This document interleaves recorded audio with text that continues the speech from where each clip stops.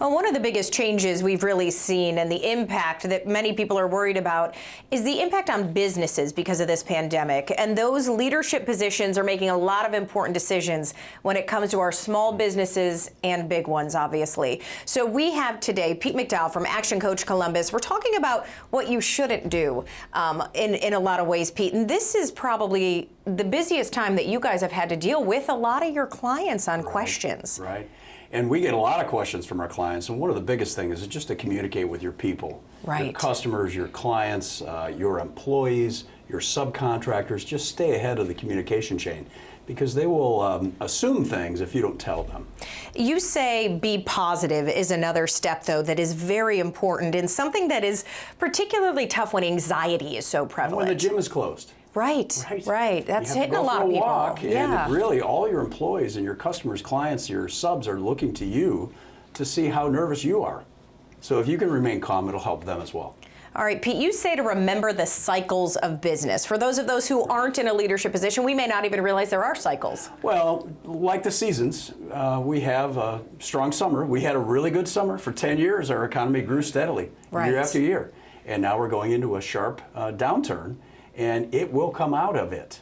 We will get through this. Okay, so you do have to remain positive, even on your end, with your clients. So change, what do you mean by that? Well, you've got to be flexible. One of the things you could do is take a look at how you're currently doing things, and you've probably had a couple things in the back of your mind. You know, we should probably fix this system, change that process. This is a good time to do it.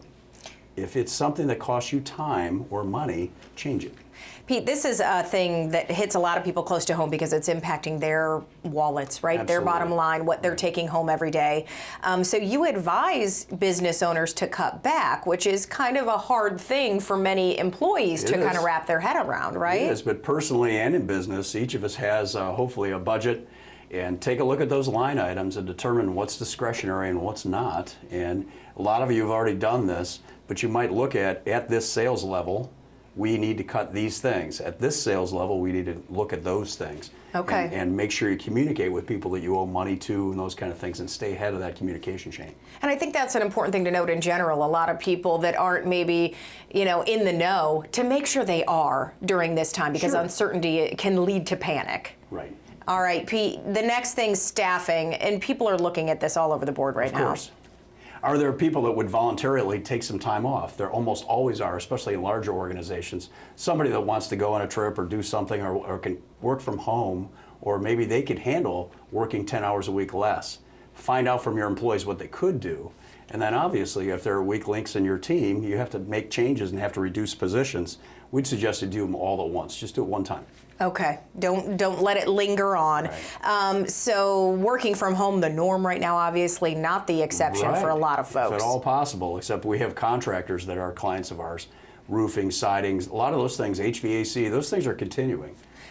Pete, you say online and delivery are important. We cannot say enough, too, about this time in supporting those local businesses. So this kind of runs the gamut for everybody to boost up those services. Sure.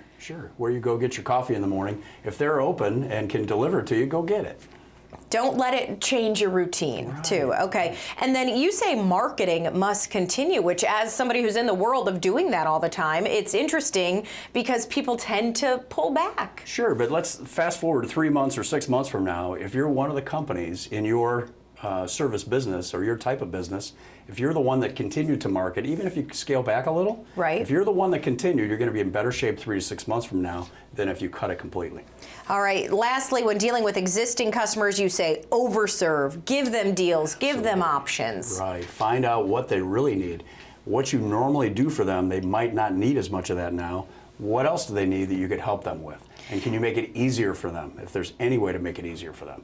We're going to say this because somebody should always have this at the forefront of their mind. People are more important than things. Absolutely.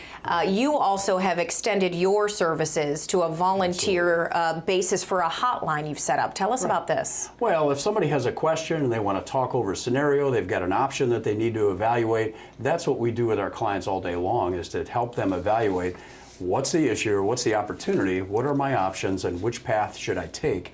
We'd be glad to help anybody if they want to talk about it. So anybody in small business you're talking about, small business owners out there kind of in this questionable time, you've got the hotline set up Monday through Friday, 8 to 6. The phone number's up there on screen. And you can always reach out to the coaches. They're online too still, actioncoachcolumbus.com. But be sure to kind of just keep calm. Don't panic at a time like this. There are a lot of resources coming out to help us. Be compassionate. Yeah, absolutely. All right, Pete, always good to have you here. Thank you. Robyn.